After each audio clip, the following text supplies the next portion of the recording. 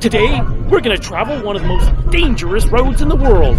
Strap in, my friends. We are deep in southern Colombia, and we're gonna navigate the trampoline of death. Welcome to Sweller Van Dweller.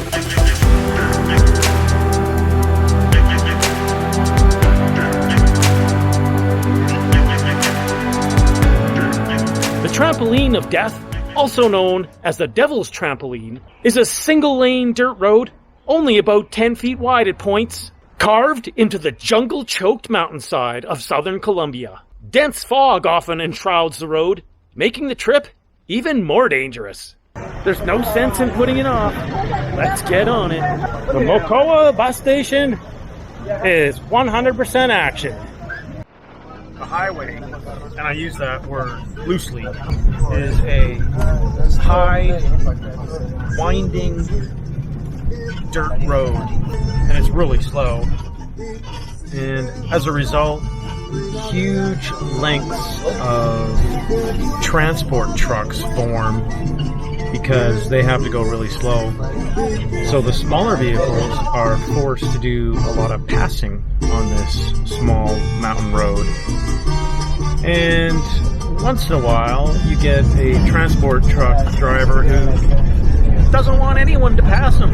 So he drives in the middle of the road, and there's no way to get around him, even if you're honking.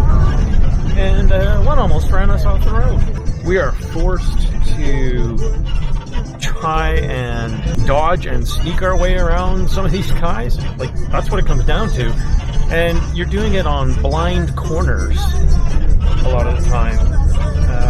So really, if someone's coming the other direction, I mean, they're going to be coming slow, but it's just, there's going to be a collision.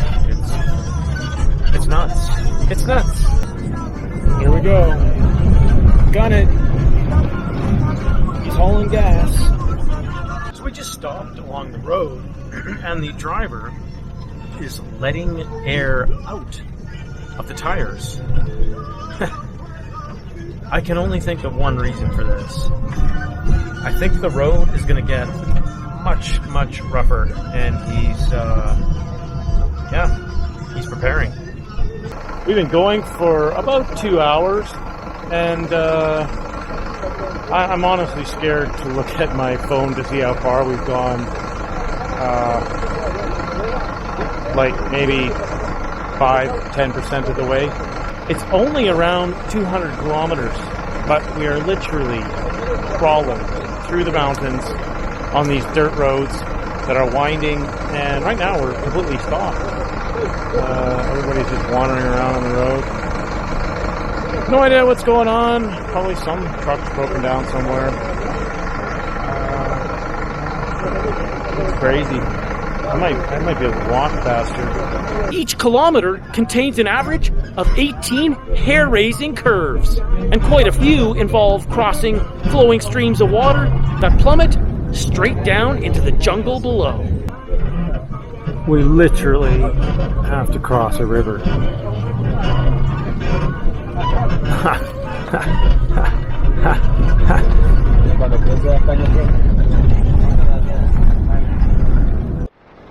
It's just an endless string of traffic.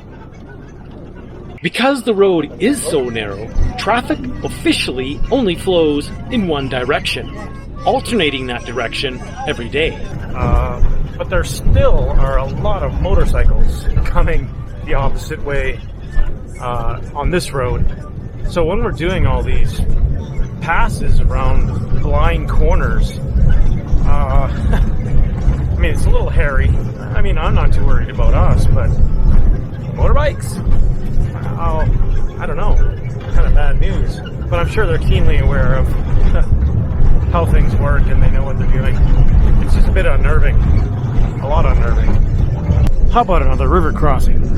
Why not? River crossing number 3. That one wasn't so bad.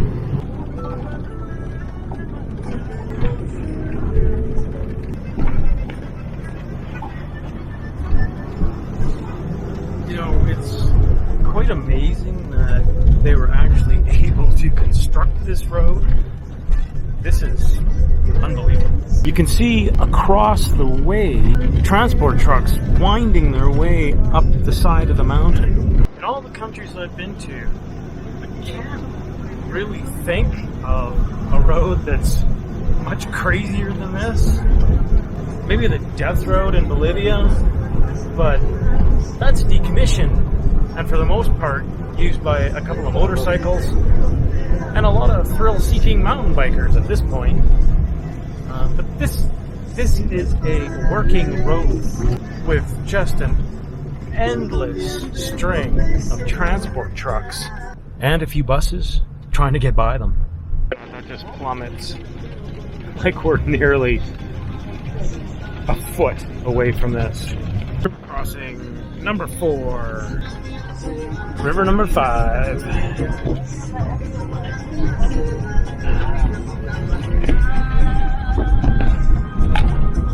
Number 6. Make no mistake, cars have plummeted off the edge of this road into the misty jungles below. That's why the road is also sometimes called Adios, mi vida. Bye-bye, my life. We've now gained well over a kilometer in altitude compared to where we were in Mocoa. But I can see that we're nearing the top of the mountain. We can't go any higher than that, so we're probably gonna level off and maybe start going down the other side right away. River number 7. Wow, we are totally above the cloud layer now. Aside from the mist swirling around the mountain, we are now over 1.5 kilometers higher in elevation than where we started in Mocoa, and we're still climbing. This 72-kilometer section of road climbs over 2 kilometers. That's over 7,000 feet. After 3 hours, I think we've reached the summit. We've crested the ridge, and now we're starting to lose elevation. River crossing 8, I think? I've lost count. It's been 4 hours, and it looks like we've hardly gone anywhere at all on the map. Maybe a quarter of the way. I don't know. It's hard to tell because the road is so windy, and I think when we get out of the mountains, maybe it'll straighten out much faster. In the mountains, it's so windy, it doesn't look like it's a long ways, but when you're snaking around, it's actually quite a long distance. So, it could be deceiving. Also, getting really tired. Things seem to be flattening out a bit. Instead of just winding along the side of the mountain with all sides jutting up into the sky around you, looks like flatter valleys around us starting to form. Everything's not just vertical anymore, which is a good sign. I like how they have these danger signs occasionally. Isn't the entire road dangerous? We're now starting to see some other cars going in the opposite direction. None of them are moving, they're just sort of parked at the side of the road, and often in long strings of about a dozen, watching us go by. But I suppose it's a good sign. Maybe one that the most insane part of the trip is coming to a close, and things are going to start easing up. We're just making our way through a pass now. I think it's going to really start flattening out. I've seen several ambulances now, one just in front of us there. It would be horrible needing an ambulance stuck somewhere in the middle of this road.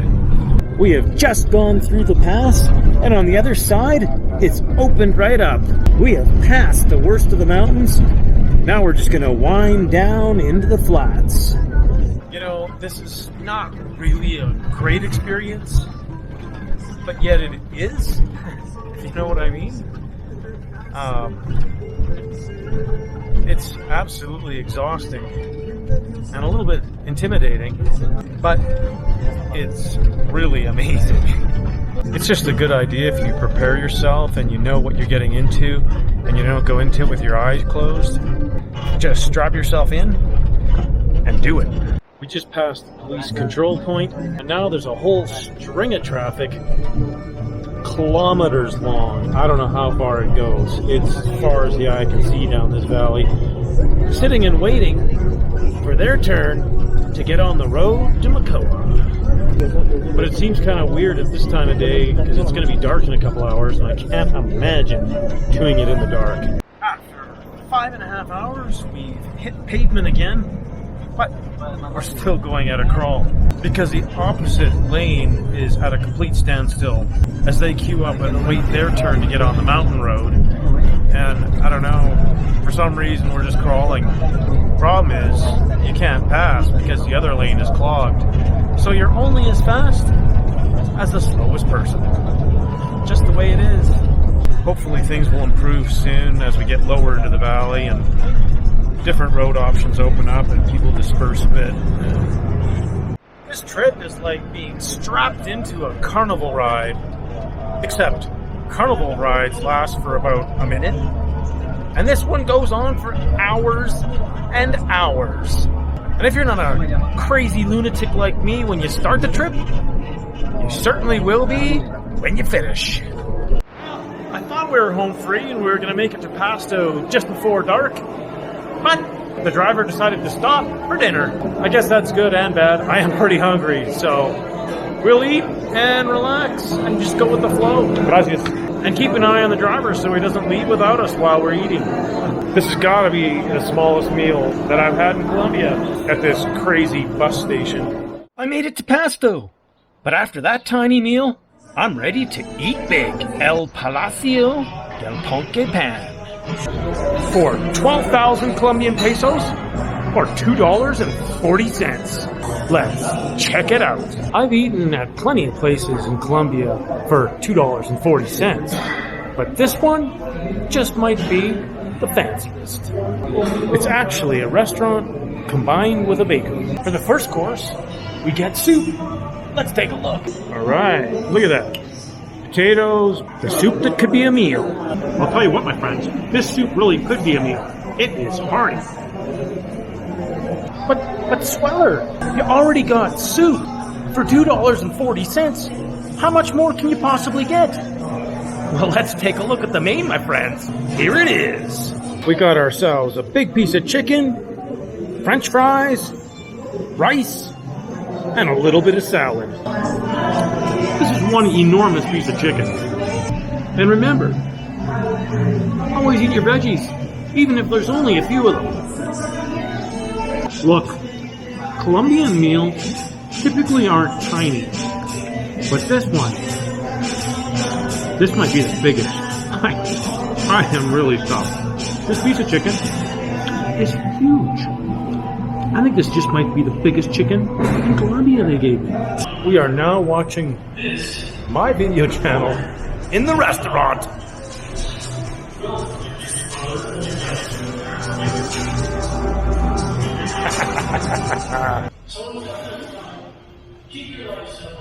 Well, they're cleaning the floors and sweeping up, so I think they're wanting to get home.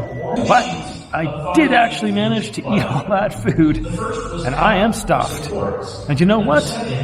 It was awesome. I couldn't resist a little treat, because it was only 60 cents. Let's dig in. Wow. Whoa. Oh, this is hardcore dessert. This dessert is only for advanced dessert eaters. Next time on Sweller Van Dweller. Trying to get to the airport in Pasto, and this is the highway. It's incredible. I think this is the first time I've ever heard an entire airplane clap. If you don't just think I'm some sort of crazy lunatic, then I'd be humbled if you'd give the video a thumbs up and consider subscribing to the channel. It's the only way you can support me and let me know you like what I'm doing and you want me to continue. Until next time, keep on exploring. Bye for now.